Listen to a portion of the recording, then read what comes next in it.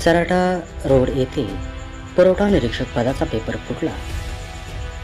आरोपी ग्रामीण पोलिसांनी घेतला ताब्यात।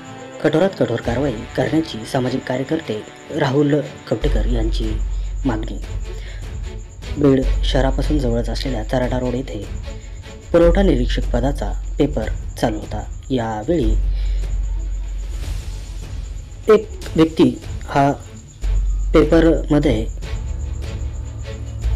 डिव्हाइस घेऊन सोडत असल्याचे निदर्शनास आले। यावेळी ग्रामीण पोलिसांनी त्या व्यक्तीस ताब्यात घेतले असून सदरील इसमास व त्याच्या मागे असलेल्या लोकांना मोठी कारवाई करण्यात यावी अशी मागणी राहुल कवटेकर सामाजिक कार्यकर्ते यांनी केली आहे। त्यांनी त्यांची प्रतिक्रिया दिनांक 28 फेब्रुवारी 2024 रोजी 7:30 वाजल्याच्या दरम्यान ग्रामीण पोलीस स्टेशन येथे दिली आहे। ऐकूयात त्यांच्या शब्दात।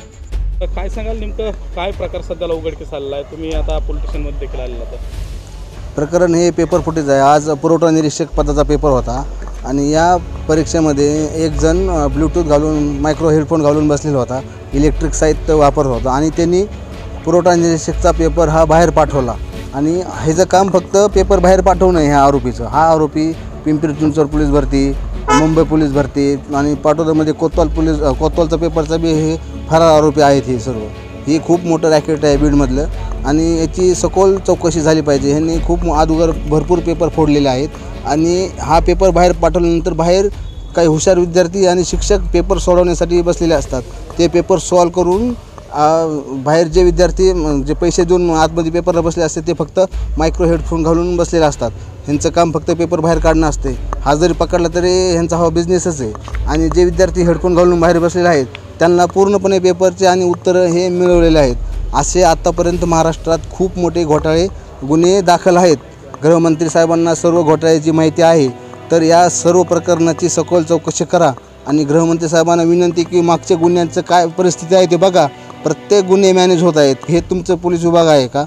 तर हे असले प्रकरणं मॅनेज न होता सखोल चौकशी करा। प्रामाणिक विद्यार्थ्यांवर खूप अन्याय होतो, तो अन्याय होऊ देऊ नका। गोरगरीब विद्यार्थी इथं रात्रंदिवस लायब्ररीमध्ये बसून अभ्यास करतात आणि हे पेपर फोडून पैसे भरून फक्त श्रीमंताचीच पोरं लागतात आणि गरजवंत मुलं फक्त लायब्ररीमध्येच अभ्यास करत बसतात।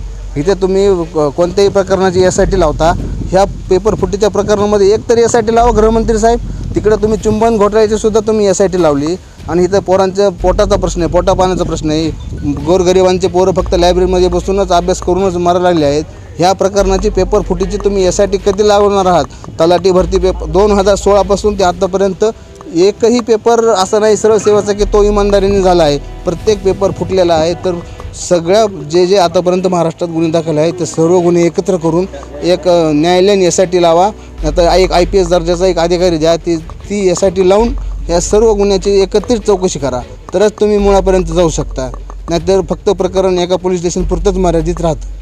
नक्कीच आतापर्यंत आपण जर पाहिलं तर बीडमध्ये अनेक घोटाळे समोर आलेले। तर आरोग्य भरतीचा पेपर असेल किंवा म्हाडाचे पेपर असतील, हा नेमका प्रकार नेमका कसा घडला होता? डिव्हाइस कसा वापरत होता आणि बीड शहरातील कोणतं ते सेंटर होतं, काय सविस्तर? बीड शहरातील स्वामी विवेकानंद कम्प्युटर्स नावाचं सेंटर आहे।